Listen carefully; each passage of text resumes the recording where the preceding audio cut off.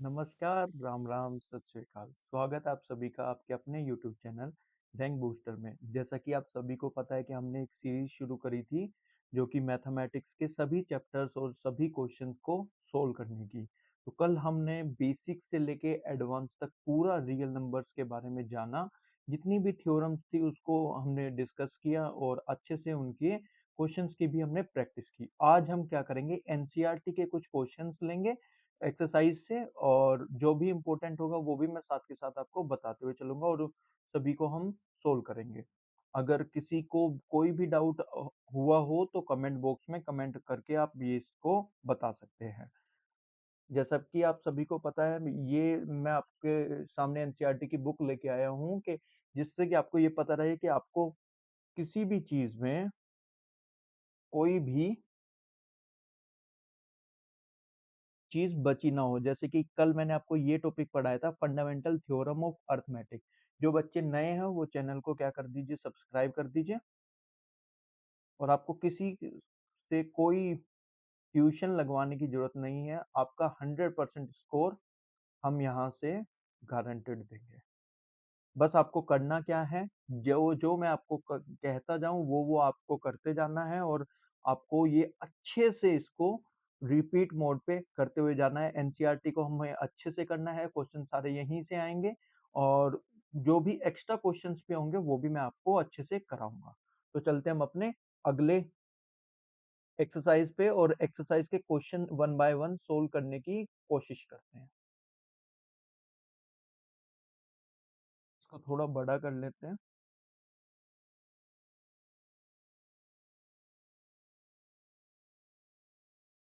अब मैंने क्या किया है कि हर एक्सरसाइज के क्वेश्चंस को इसमें साइड में क्या कर दिया है, इसके नीचे जगह छोड़ दिया, जिससे कि आप क्या कर सको, इसको अच्छे से लिख सको या फिर राइट कर सको। तो सबसे पहले फर्स्ट क्वेश्चन के बारे में हम जानेंगे कि express each number as a product of its prime factor. तो सबसे पहले यहाँ पे प्राइम फैक्टर क्या होता है इसके बारे में जान लेते हैं। प्राइम फैक्टर, प्राइम नंबर्स आपको पता ही होगा, जो एक से कटता है और खुद से कटता है। खुद से कटता है वो होते हैं क्या, प्राइम नंबर। और प्राइम फैक्टर्स भी हमेशा जो एक से कटेगा या खुद से कटेगा वही आपका प्राइम फैक्टर होगा। जैसे कि एग्जांपल आपका 2, 3, 5, 7 और 11, इस तरह से ये सब क्या होंगे, आपके प्राइम फैक्टर। तो इन सभी को क्या करना है, दो क्वेश्चन मैं आपको करके दिखाऊंगा और बाकी आपको क्या करने हैं, घर पे लगाने हैं खुद से। तो पहला क्वेश्चन देख लेते हैं। पहला क्वेश्चन क्या है आपका, 145। इसको हमें प्राइम फैक्टराइजेशन मेथड करना है इसका। तो ये किससे कटेगा, आपका 2 से कटेगा। कितने बार कटेगा, 70 जा कटेगा। क्या मैं इसको ऐसे लिख सकता हूँ, 140 को 2 इंटू 70, बहुत आसानी से लिख सकता हूँ। अब इसको हम फर्दर काटेंगे। 2 मैंने इसलिए लिया क्योंकि एक प्राइम फैक्टर है। अब ये क्या हुआ, 2 मल्टीप्लाई 2 बाय 35, ऐसे भी हम इसको लिख सकते हैं। और 35 को लिख सकते हैं हम 5 इंटू 7। तो ये क्या हो गया, इसका प्राइम फैक्टराइजेशन हो गया, और ये हो गया इसका सॉल्यूशन। इसी तरह आपको एग्जाम में भी इसको सोल्व करना है। जब भी आपको बोले कि product of its prime factorization method से आपको इसको करना है, इसको हम फर्दर भी लिख सकते हैं, जैसे 2 की पावर 2 मल्टीप्लाई 5 की पावर 1 इंटू 7 की पावर 1। ये भी आपका बिल्कुल करेक्ट होगा। एक क्वेश्चन को और देख लेते हैं, थोड़ा वेट करेंगे अभी।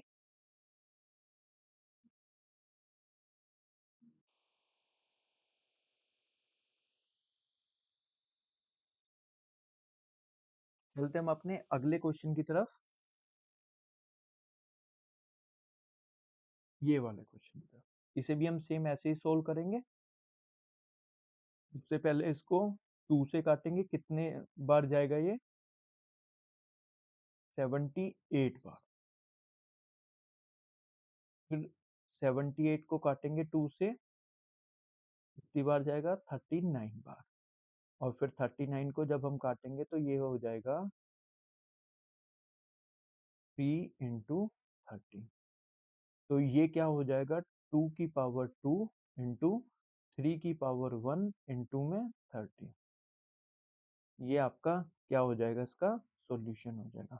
आई होप इन सभी क्वेश्चंस को आप ऐसे ही कर लोगे। ये आपका 2 से नहीं कटेगा, ये आपका 3 से कट जाएगा, ठीक है। और इसको आप 5 से काटिएगा, ये भी आपका सोल्व हो जाएगा। तो इसको इजीली आपको सोल्व करना है। प्राइम फैक्टर याद रखिएगा, 2, 3, 5, 7, 11, 13, 17, 19, ये सब क्या है? आपके प्राइम फैक्टर्स है, ठीक है। चलते हैं हम अपने अगले पार्ट की तरफ। अब आते हैं इस वाले पे, क्वेश्चन नंबर 2 पे। अब देखिए क्वेश्चन क्या कह रहा है कि find the LCM and HCF of the following pair of integers and verify that LCM into HCF is equal to product of numbers। अब देखिए दो नंबर्स दिए गए हैं, इस क्वेश्चन को लेते हैं हम। इसमें क्या दिया गया है? ये आपका A मान लेते हैं इसको, और ये आपका B मान लेते हैं। मैंने आपको कल एक फॉर्मूला पढ़ाया था, LCM multiply HCF is equal to A into B। और यही हमें क्या करना है? इसमें वेरीफाई करना है। कैसे? अब देखते हैं। सबसे पहले तो हम इसका क्या निकालते हैं? एचसीएफ निकालते हैं। एक ये हो गया आपका 2 इंटू 30, तो ये कितना हो गया आपका 91 का 7 इंटू 13। क्या कॉमन है इन दोनों में? 13 कॉमन है, तो इसका एचसीएफ हो जाएगा आपका 13। इसका एचसीएफ कितना हो जाएगा आपका? 13 हो जाएगा। अब एलसीएम हमें निकाल लेंगे, और ए और बी की वैल्यू हमें दी हुई है। ए की वैल्यू कितनी है आपकी? 26, और बी की वैल्यू कितनी है आपकी? 91। ठीक है, इस फॉर्मूले में पुट करते हैं। आपका एचसीएफ 13 हो गया, एलसीएम को मैं एल लिख लेता हूँ, और ए इंटू बी कितना हो जाएगा आपका? 26 इंटू 91। इससे ये काटेंगे, ये कितनी बार चला जाएगा? 7 बार। दोनों की मल्टीप्लाई करेंगे, कितना आ जाएगा? 7 टू द 14, 4, 18, 182। इसका हो जाएगा क्या? LCM। ठीक है। और हमें क्या करना है कि हमें ये वेरीफाई करना है कि एलसीएम और एचसीएफ की मल्टीप्लाई। अब जैसे ये आप अपने अकॉर्डिंग स्टेप बाय स्टेप लिख लेना। पहले ये आइडेंटिटी लिखना, फिर ये ए लिख लेना, बी लिख लेना, इन दोनों का एचसीएफ निकाल देना, एलसीएम निकाल देना। ये आइडेंटिटी लिखने के बाद इसमें पुट करके आपको एलसीएम की वैल्यू मिल जाएगी। अब क्या करना है आपको? इसके बाद वेरीफाई करने के लिए क्या करना है? एलसीएम मल्टीप्लाई एचसीएफ करेंगे, और दोनों की मल्टीप्लाई करके देख लेंगे। 182 में किसकी मल्टीप्लाई करेंगे? 13 की मल्टीप्लाई करेंगे। तो 13 टू जा 26, कैरी 2 हो गया, और 13 8 जा 104, और 206 कैरी 10 हो गया, और 13 1 जा 13 और 2 23। तो ये आ गया आपका एलसीएम इंटू एचसीएफ का मल्टीप्लीकेशन। अब मैं यहाँ कर देता हूँ। अब हमें क्या निकालना है? ए इंटू बी का मल्टीप्लीकेशन। तो 26 की मल्टीप्लाई किससे कर देंगे? 91 से कर देंगे। इसको ऐसे भी लिख सकते हैं हम, 26 मल्टीप्लाई 7 इंटू 13। ऐसे भी लिख सकते हैं। ये कितना आ जाएगा? 182 इंटू 30। कितना आएगा ये? 2366। अब देखिए, A into B is equal to LCM into HCF. हो गया आपका वेरीफाई, और यही आपको निकालना था। ऐसे ही आपको ये वाला क्वेश्चन भी सोल्व करना है, ऐसे ही आपको ये वाला क्वेश्चन भी सोल्व करना है। आई होप आप लोगों के समझ में आया होगा। चलते हम क्वेश्चन नंबर 3 की तरफ। अब इस वाले क्वेश्चन में क्या है कि हमें क्या करना है, find the LCM and HCF. Question number 3 पे जाने के लिए आई होप आप सब लोगों को समझ में आ रहा होगा। जो भी बच्चे नए हैं चैनल को सब्सक्राइब जरूर करिए, आपके लिए बहुत इंपॉर्टेंट वीडियो है।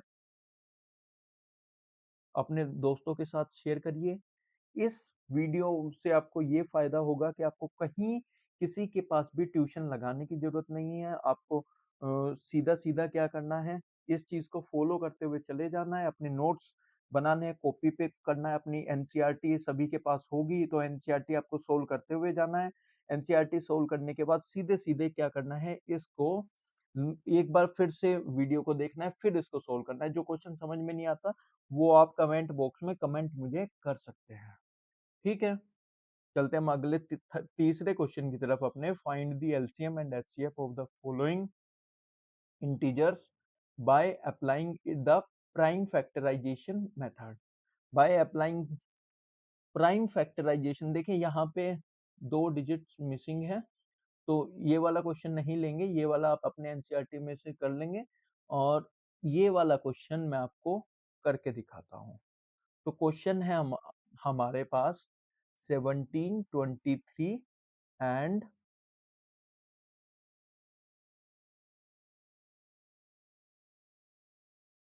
29। तो हमें क्या निकालना है, find the LCM and HCF of the following integer by applying prime factorization method. अब हमें क्या निकालना है कि प्राइम फैक्टराइजेशन मेथड निकालना है इसका 17, 23 और 29 का। अब जैसे कि आपको ये पता है कि 17 का प्राइम फैक्टराइजेशन या तो ये 1 से कटेगा या फिर ये कटेगा किससे, सीधा 17 से। इसी तरह 23 किससे कटेगा, 1 से, और 23 से कटेगा।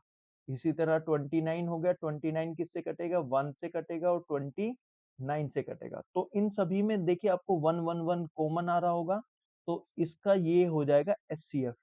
तो इन तीनों का एचसीएफ कितना हो जाएगा आपका, 1।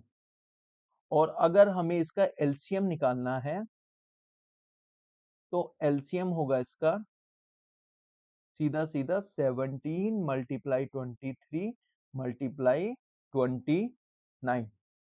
तो इसको हम सोल्व कर लेंगे, मल्टीप्लाई करेंगे, कितना आएगा ये, यूनिट डिजिट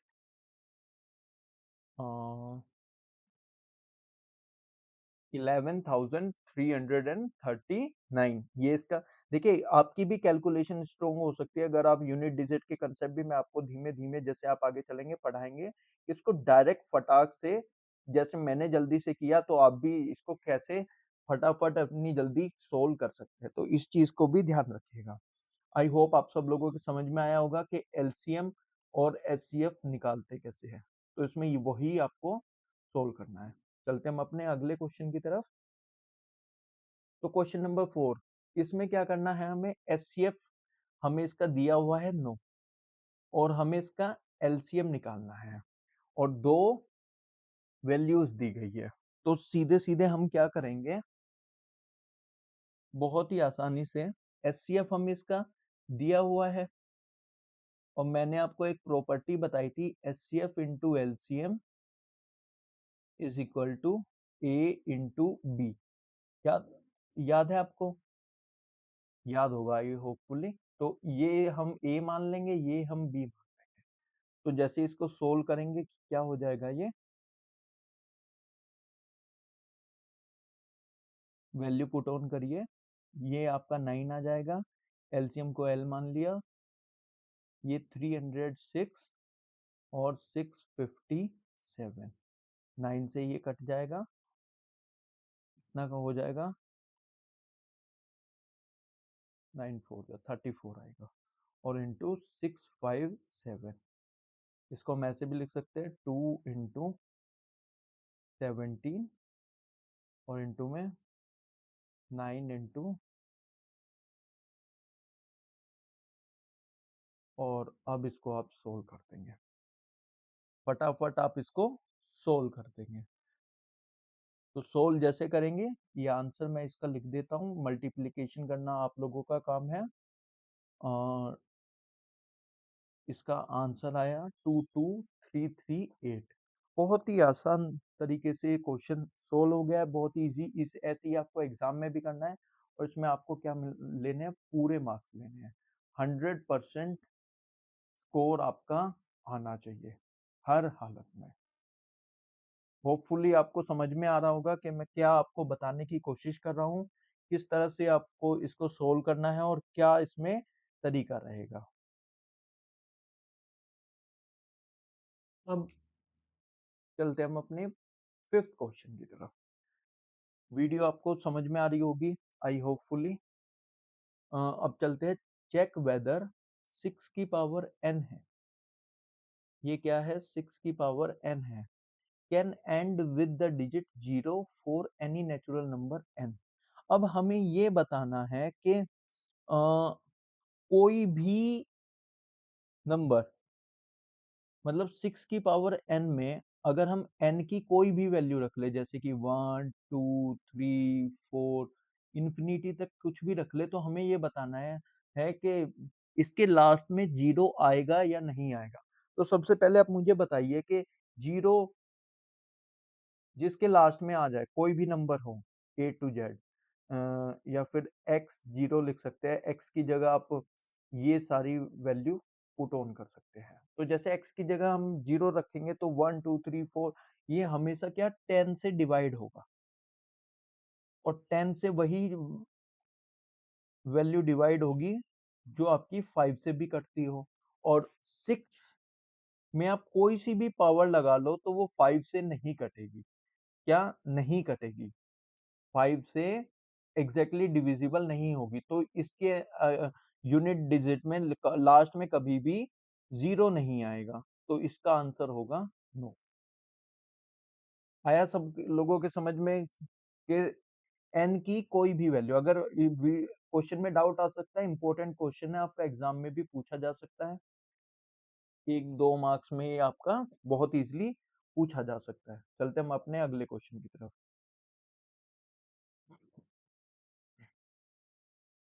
देखिए, दो नंबर दिए गए क्वेश्चन नंबर 6 में, और हमें ये बताना है कि ये दोनों नंबर कंपोजिट नंबर आखिर क्यों हैं। तो सबसे पहले क्या करेंगे, हम इन सबको मल्टीप्लाई करते हैं। ये कितना हुआ, 91 इंटू 11 और प्लस में 30। जैसे हम इसको, ये इतना आया प्लस में 30, टोटल वैल्यू कितनी आ गई इसकी, 14। अब देखिए, कंपोजिट नंबर वो होते हैं जिसके दो से ज्यादा फैक्टर हो, दो से ज्यादा।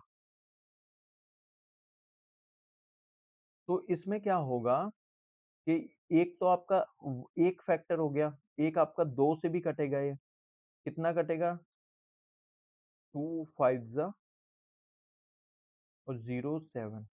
तो इसके एक से ज्यादा फैक्टर हो गए। जैसे ये एक से ज्यादा फैक्टर हुए तो ये क्या हो जाएगा, कंपोजिट नंबर। होपफुली आप लोगों के समझ में आ रहा होगा। चलते हम अपने, ऐसे ही आपको इसकी भी मल्टीप्लीकेशन करनी है।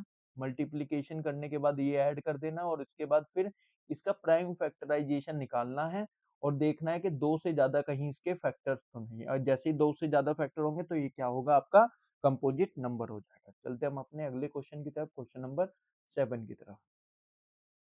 अब देखिए क्या है कि एक circular path around a sports field, मान लिया ये एक फील्ड है और ये है इसका सर्कुलर पाथ। ठीक है, इसके चारों तरफ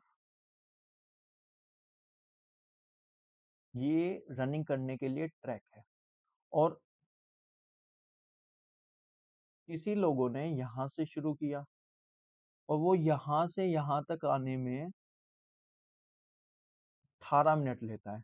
तो जैसे सोनिया ने क्या करा, 18 मिनट्स ले इसको ड्राइव करने के लिए। सोनिया ने कितना लिया, 18 मिनट्स लिए, और वहीं रवि ने कितना लिया, 12 मिनट लिए। तो सिंपली कुछ नहीं करना, इन दोनों का एलसीएम कर देना है।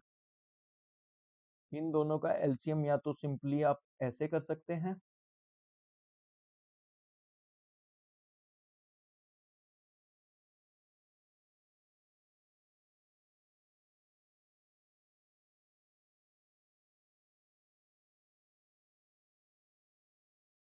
कितना आ जाएगा ये 36 और यही आपका आंसर होगा। सिंपली आप ऐसे इसको सोल्व कर देंगे, ये आपका आंसर हो जाएगा। तो हमसे पूछ रखा है कि ये दोनों एग्जैक्टली कितने मिनट के बाद दोबारा मिलेंगे, तो ये दोनों मिलेंगे एग्जैक्टली 36 मिनट के बाद। इसको आप अपने वर्ड्स में लिख देना है, आंसर आपका 36 मिनट्स आ जाएगा। चलते हम अपने अगले क्वेश्चन की तरफ। ये एक्सरसाइज यहीं पे पूरी होती है। तो फर्स्ट एक्सरसाइज हमने सारे क्वेश्चंस अच्छे से देख लिए, बहुत इजी एक्सरसाइज थी। आप आई होप आप सब लोगों ने कर ली होगी, बहुत आसानी से इसको कर लिया होगा। चलते हम अपने अगली एक्सरसाइज की तरफ। अगली एक्सरसाइज में मैं आपको बताऊंगा कि ये कौन कौन सी आपकी बची हुई है। ये सभी क्वेश्चंस मैं आपके ऑलरेडी करा चुका हूँ। अब देखिए जैसे √5 इक्वल टू इरेशनल, कल मैंने आपको अगर आपको ये क्वेश्चन करना है तो ये क्वेश्चन आप खुद से कर सकते हैं, क्योंकि कल मैंने आपको सेम ऐसा ही क्वेश्चन कराया था। कैसे कराया था? √2 का कराया था, √p का भी कराया था और √3 का भी कराया था। फिर भी मैं इसको बता देता हूँ। सबसे पहले क्या करेंगे, इसको लेट कर लेंगे। √5 इज इक्वल टू p/q। ठीक है, स्क्वायरिंग करेंगे दोनों साइड, ये क्या हो जाएगा 5 इक्वल टू p² / q²। इसको हम लिख लेंगे क्या, 5q² इक्वल टू p²। और p की वैल्यू इक्वल टू 5k आ जाएगी। इसी तरह q की वैल्यू भी कितनी आ जाएगी, 5k आ जाएगी। और सिंस ये एक दूसरे से 5 से क्या कर रहे हैं, काट रहे हैं, तो ये क्या हो जाएगा, एक रेशनल हो जाएगा। और विच मेक्स इट कॉन्ट्राडिक्ट। तो जैसे ही कॉन्ट्राडिक्शन आएगा तो ये क्या हो जाएगा, √5 इरेशनल हो जाएगा। कल मैंने बहुत अच्छे से और बहुत सिंपल तरीके से इसकी थ्योरम, जो कि √p इरेशनल थी, ये भी आपको कराया था, ये भी आपको कराया था। तो आई होप आप सब लोगों के समझ में आया होगा। चलते हम अपने अगले क्वेश्चन की तरफ। इसको देखते हैं। ये भी आपका सेम हो जाएगा, 3 + 2√5। इरेशनल बनाना है तो सबसे पहले हम कर लेंगे is equal to p/q। Late कर लेंगे इसको, let this be rational number.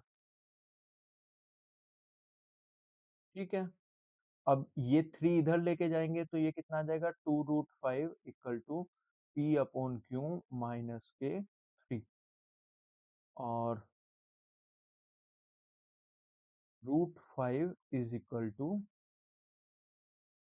p/q minus के 3 और डिवाइडेड बाय 2। देखिए ये p/q या a/b की फॉर्म में, और मैंने आपको बताया था कि रेशनल नंबर क्या होते हैं, हमेशा p/q की फॉर्म में होते हैं या फिर a/b की फॉर्म में होते हैं। तो ये सेम आपका p/q या फिर a/b की फॉर्म में आ गया, तो ये सब क्या हो गया, इससे ये रेशनल हो गया। इसी तरह √5 भी रेशनल हो जाएगा, लेकिन ये तो इरेशनल है। So this contradict the fact, this contradict our assumption। ठीक है, और ये क्या हो जाएगा, 3 + 2√5 इरेशनल हो जाएगा। करने के कई सारे तरीके हैं, लेकिन आप सबसे सिंपल तरीका मैंने आपको बता दिया, इससे आप सिंपली ऐसे इसको सोल्व करिएगा। चलते हम अपने अगले पार्ट की तरफ। ये आखिरी क्वेश्चन होने वाला है इस एक्सरसाइज का, और फिर ये चैप्टर आपका फिनिश हो जाएगा।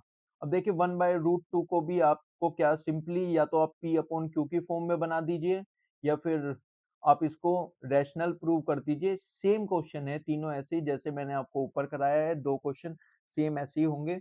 ये क्वेश्चन भी आप इजिली सोल्व कर लेंगे। अगर किसी भी क्वेश्चन में डाउट आता है तो आप कमेंट बॉक्स में डाउट कर देंगे, या फिर एनसीईआरटी के क्वेश्चन का नंबर डाल देंगे, या फिर अपना स्क्रीनशॉट खींच के डाल देंगे, तो आप सिंपली ये वहां से भी पढ़ सकते हैं। जो बच्चे हमें डायरेक्ट ज्वाइन करना चाहते हैं वो वीडियो के नीचे कमेंट बॉक्स में कमेंट कर दीजिए, हम आपको वन ऑन वन ट्यूशन भी पढ़ा सकते हैं, अगर आपकी इच्छा है तो। और अपने वीडियो को अपने फ्रेंड्स के साथ ज़रूर शेयर करिएगा, बार-बार इसको देखिएगा, बहुत ही इन्फॉर्मेटिव वीडियो है, वीडियो को लाइक करिएगा, चैनल को सब्सक्राइब करिएगा, अपने फ्रेंड्स के साथ शेयर करिएगा। Thank you.